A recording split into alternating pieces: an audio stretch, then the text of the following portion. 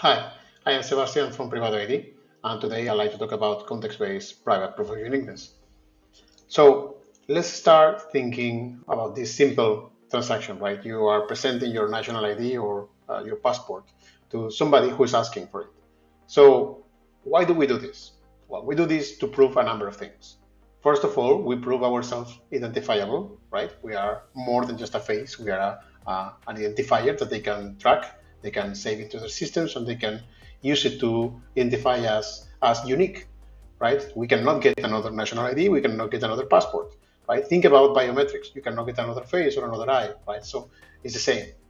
The fact that we are unique also makes us accountable because anything we do after showing that unique identifier will be attached to our long-lasting reputation. We will be held accountable for anything we do now and in the future to the same identifier.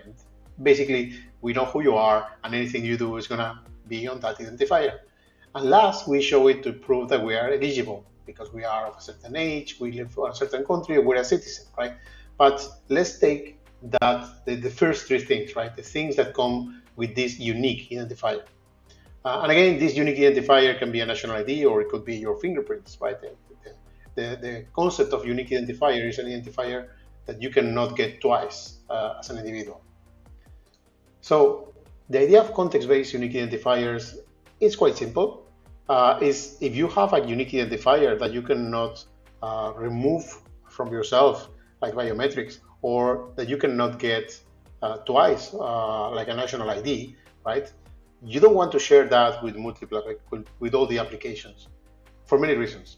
First of all, if you share your unique, permanent, perpetual identifier with all the applications, it's very easy to track you for the rest of your life.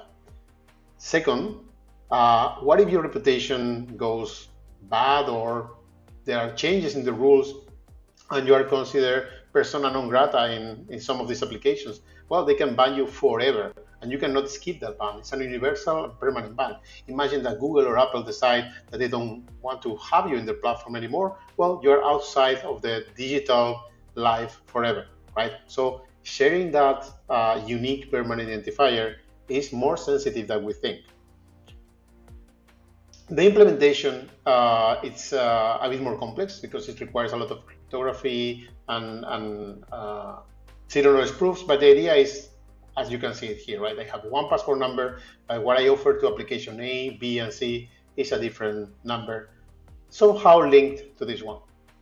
But now, how do these applications know that they are really getting a unique identifier if they are not getting your real passport?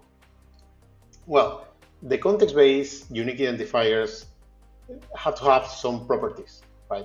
First of all, these new identifiers need to be cryptographically derived from the universal unique identifier, and they need to be cryptographically verifiable. So there should be a way for the applications to cryptographically verify that the context-based identifier that you are sharing with them was generated from a valid, trusted, universal identifier credential, right? So yes, there is a way cryptographically through zero-knowledge proofs and other mechanisms to prove or for the verifier to know that this number that you share with me was actually the result of a mathematical operation done on a real passport credential issued by your government. The other thing is they always have to be the same for the same context. The verifier is providing the context. Context is like a session that the verifier determines. And me as a user, I should not be able to generate two different context-based identifiers for the same context or the same session, right? Otherwise, as a user, I could be cheating, right? And also, it shouldn't be reversible. So getting my context-based unique identifier, I shouldn't be able to know what's your real passport. So what is this use, right? How can we use these things? Well, let's see two different examples, right? In the first example, imagine a website that is selling concert tickets, right? This website will act as a verifier, asking you for a context-based unique identifier to prove that you are a unique human being, right? But how they set the context can determine the logic. So they could say that there is one context. The context, by the way, is a number. It's like a station, a token that the verifier creates. It can be 1 to 3, right? So that session could be for the entire website, and they could say, okay, since you are unique in the entire website, I can apply limits to you on a website level, like saying you cannot buy more than 2 tickets of any concert in a single day. Or they can create a different context for each concert. So you would be providing a unique identifier per concert, and then the limits could be applied, like you can only buy 1 ticket, 2 tickets, 4 tickets per person, right? To each concert for a single day. Second example is the DAO, right? The DAO is a perfect space for this, because we can create a different context for each vote, for each proposal, right? So you will be able to prove that you are voting only once, right? You will provide a unique identifier in the context of each proposal, right? So you can only vote once in each proposal, but also it's not possible to track or to correlate your votes between different proposals.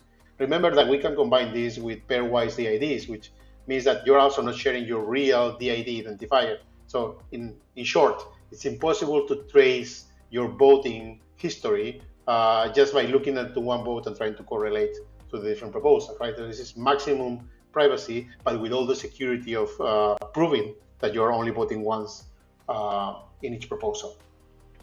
So that's it. That's the idea. I think I like to finish this with some thoughts about the risk of getting into a world where we are more required to share these proofs of uniqueness, our passports, our biometrics, right?